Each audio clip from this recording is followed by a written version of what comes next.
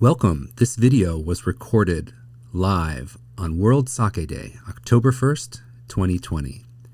It is a replay of one of the many sake presentations and panels that were live streamed at Sake Day USA, an online sake festival and fundraiser benefiting the American Sake Association, a 501c3 nonprofit organization.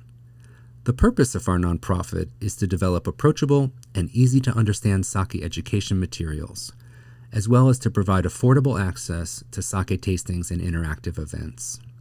If this presentation was of value to you, please consider a tax-deductible donation to the American Sake Association. To donate, please scan the QR code on the screen or visit our website at americansakeassociation.org. Thank you. Enjoy the video and kanpai. There he is. Yeah. Hello. Hello, how are you guys? We're good. How are things? Things are well. Nice. Busy. Keeping busy. That's good. That's good. I understand you're going to be chaos has become the norm, but what are you going to do? Things are well. We're going to deal with the How about chaos. yourself? Is what we're going to do. So I understand you've got a bit of an industry update for us. Yeah, well, more of an update. I kind of want to talk about the infrastructure of the industry, what's behind it. It's a topic that we usually don't talk about, and I can dive into that as soon as you guys are ready. Yeah, John, how about a little self-introduction for people who on the webinar who may be meeting you for the first time? Okay, I'll be happy to do that. My name is John Gauntner. I'm originally from Cleveland, Ohio. I moved to Japan in 1988.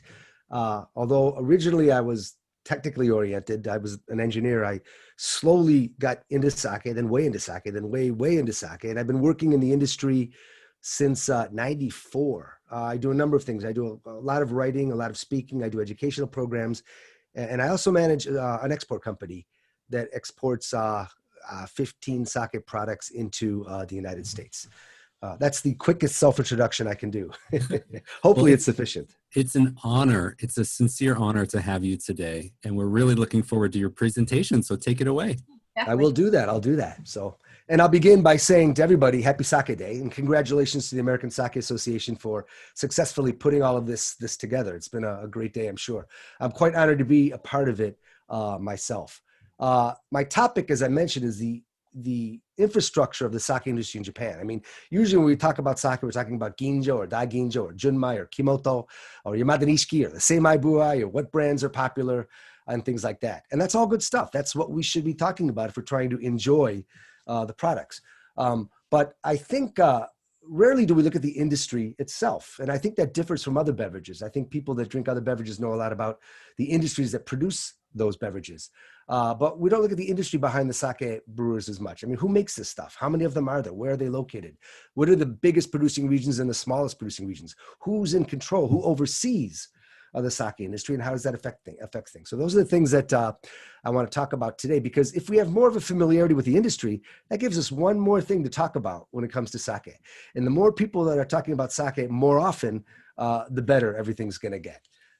As I mentioned, I'm not so sure the title is the best title, but concretely what I want to talk about is how many producers there are, where they are, which regions have the most producers and make the most sake, and on the contrary, who makes the least and who's got the least number of producers, which arms of the government have sake under their jurisdiction, how they help the industry, and what other organizations are involved. So what I need to do is I need to share my screen, which I intended to do from the beginning, and this is where we will go from here.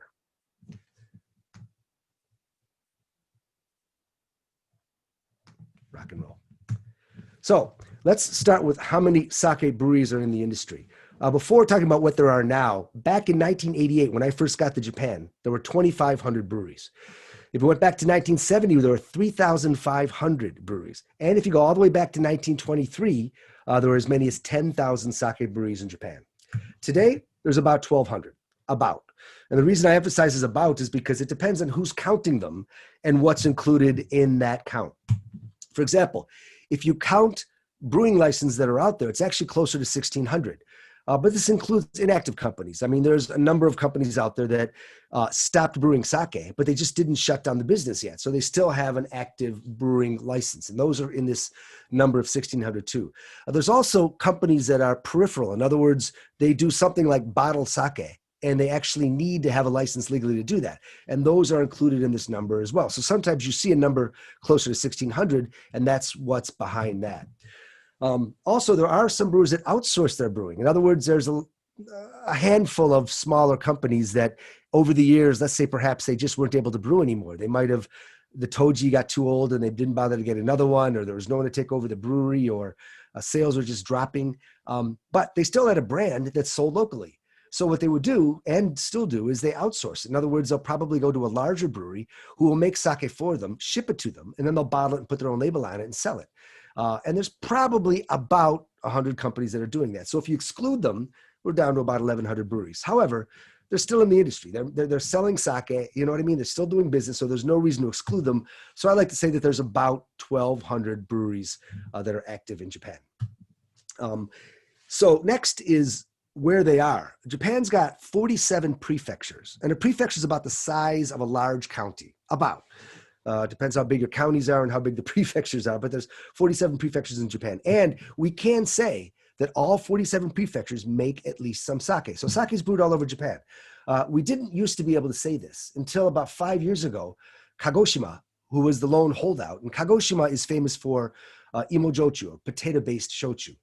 They didn't make any sake at all. And recently, again, about 5 years ago, one producer of shochu in Kagoshima began to make some sake. And this year, a second producer, a shochu distiller in Kagoshima, started making sake as well. So even Kagoshima has two producers now. Okinawa, the prefecture that's a handful of small islands off of the southwest end of Japan, they are famous for a distilled beverage called awamori, which is the only distilled beverage I genuinely like, actually. But there is one awamori distiller down there that does make at least a little bit of sake. So since they started doing that, we can say that all 47 prefectures make at least some sake. Just to show you where those two prefectures are, Kagoshima, as you can see, is the farthest southwest on Japan's main four islands, and Okinawa is off to the end there. You'll notice I have Okinawa on the far right over by the Kanto area on this map. That's only because I couldn't fit all of Japan. It's too diagonally long on one page. So I snuck Okinawa over there, but it's actually closer to where the red star is in the far left. The point is, these guys are in the very, very far southwest of Japan. It's much hotter down there. They couldn't ferment sake, brew sake at the temperatures that are ambient down there. So distilled beverages are much more common in that part of the country. There are some regions that make much more sake than other regions. It's not like it's evenly displaced across Japan. There are some regions that make a lot more. If we were to look at the largest producing regions in all of Japan, the top producing region is Hyogo, wherein sits Kobe, but also a neighborhood called Nada, which is the largest brewing neighborhood in the entire universe. Right next to that is Kyoto, and wherein sits the ward of Kyoto City, Fushimi. And Fushimi is the second largest producing neighborhood in the universe.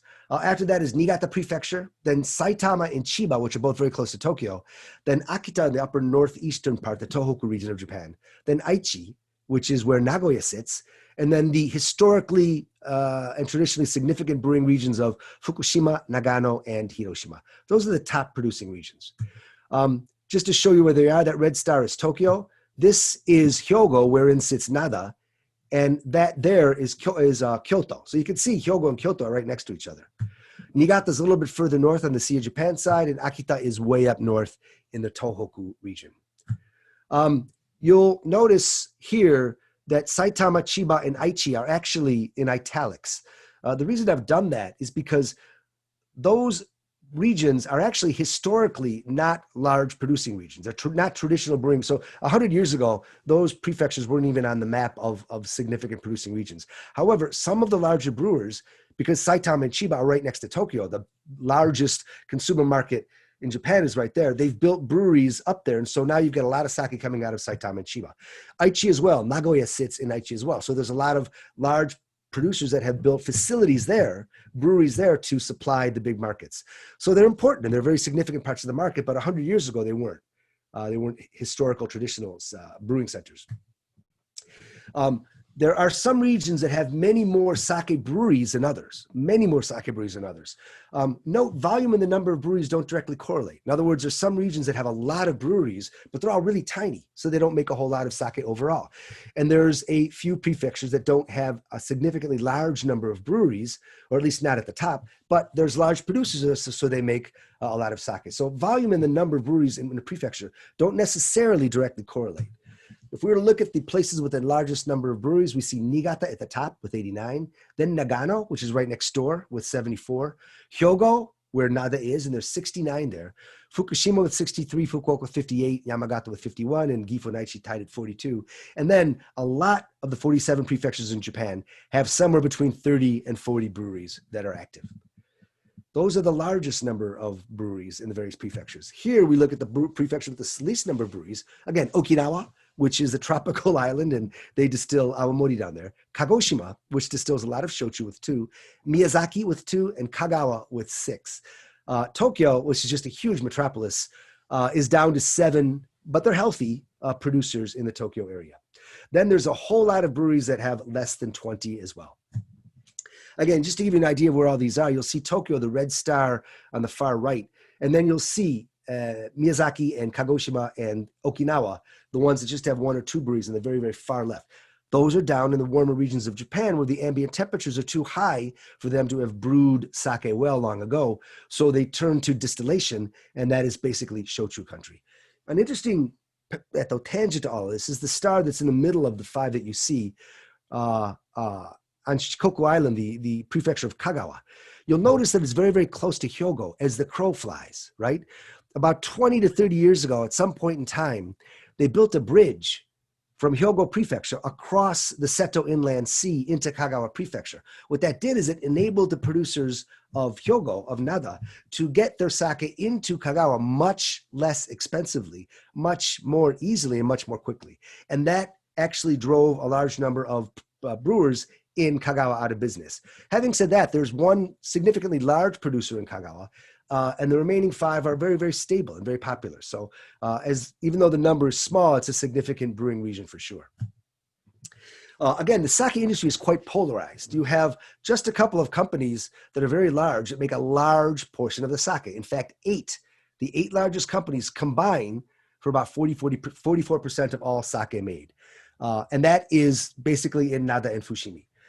Then you've got about 1,000, right? Of 1,200 or so active breweries, about 1,000 of them are extremely small operations. And a lot of them are barely struggling to make it because of the scale of operation.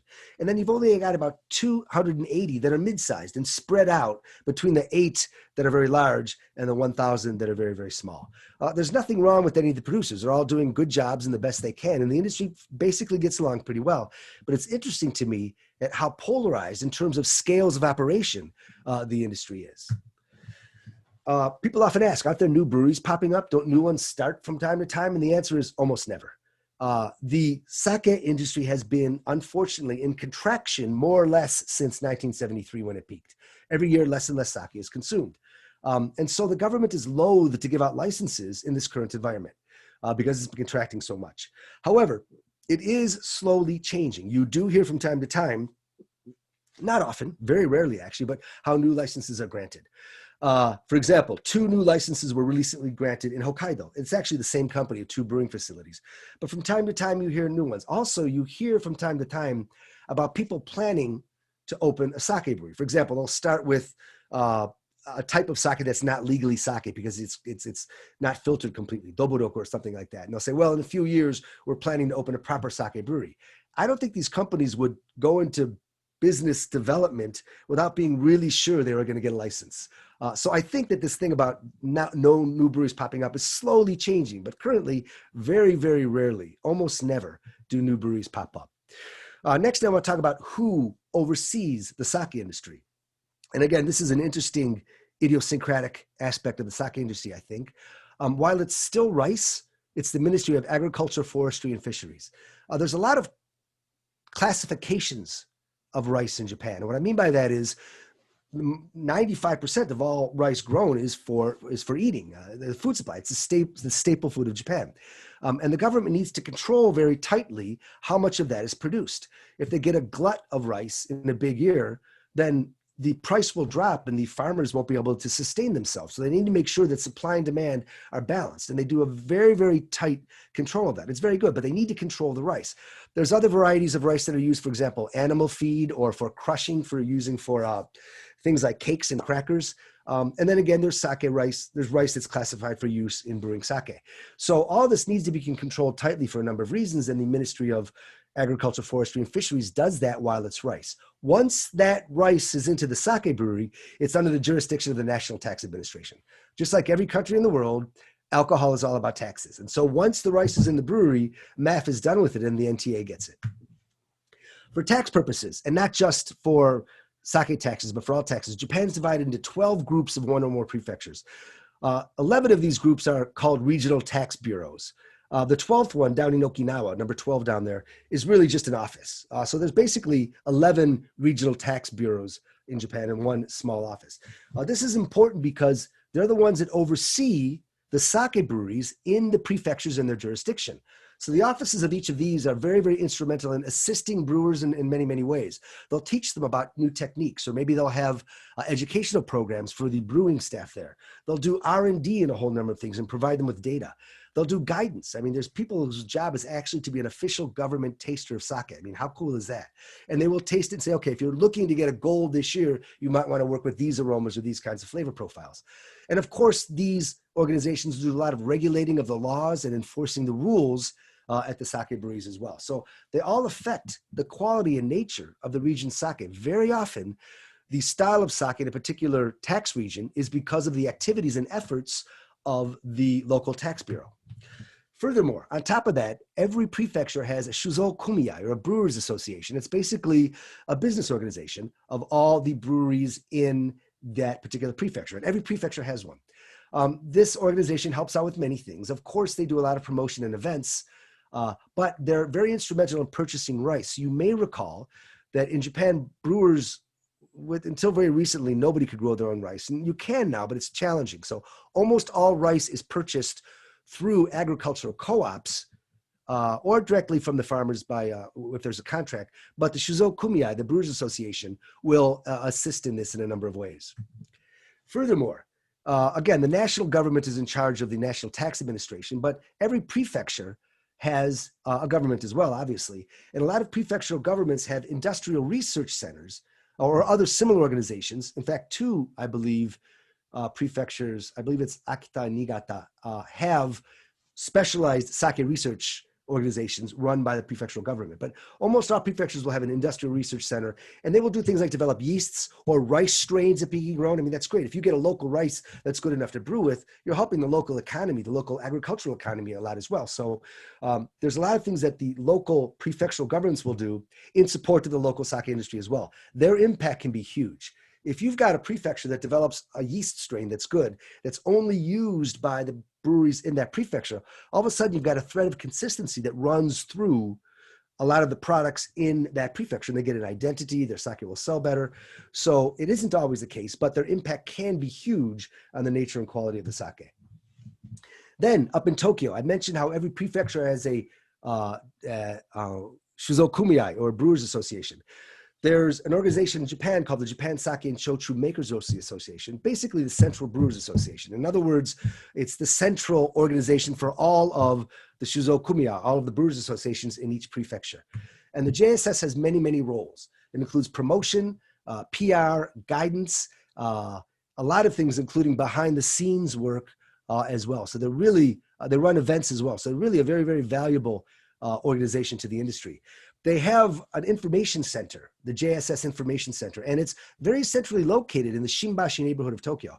And you can taste dozens of sake there and buy sake there. And you can buy trinkets and toys and cups and Nihonshido meters if you want to, and books and lots of printed material. So next time you're in Tokyo, if you haven't been there, and even if you have, it's always worth another visit. I highly recommend everyone to visit to the JSS Information Center. Again, the sake industry is very romantic. It's rich in history and culture. I think most people have an image of the sake industry as being lots of old traditional buildings that are beautiful, and traditional Japanese architecture, owned and run by families that have been in the business for generations and generations and generations. And that's a very valid and true image. It's actually the way most of the industry is. However, we need to remember that there's a modern infrastructure of brewers and government organizations and business organizations that keeps it all together and all running in the background. So hopefully, this will help you feel a bit more love for the sake industry now that you know it a little bit better. And hopefully you'll express that affection by drinking more sake. It's the one thing that we can all do to help the sake industry. So let's all do our part. And with that, I'd like to close and one more time say happy International Sake Day to everybody. And as is appropriate, kanpai. Tim, I'll hand it back to you then. All right. Thank you, John. Thank you so much. Very much my pleasure. That was really great. So if you, John, if you can go ahead and stop sharing your screen, and then good idea. We'll come back on. Hold on a second. Escape there and stop share. There we go. All right. Oh, thank you. So that brought back a lot of fun memories of attending your classes over the years. That was really great. Probably because I talk too fast. No. It's such good information and a really solid foundation to understanding like the backbone of the industry, like how it's all set up. And it's different from the way things work here. So it's really valuable information for the US consumers, I think. Glad to hear that. That's what I intended to convey. Yeah. Holy mackerel, I see 99 chats. It's a lot. You have a reputation. Not quite sure for what, but we'll find out in a minute, won't we? Thank you so much. Yeah, My pleasure. It was a pleasure, John. Thank you so much.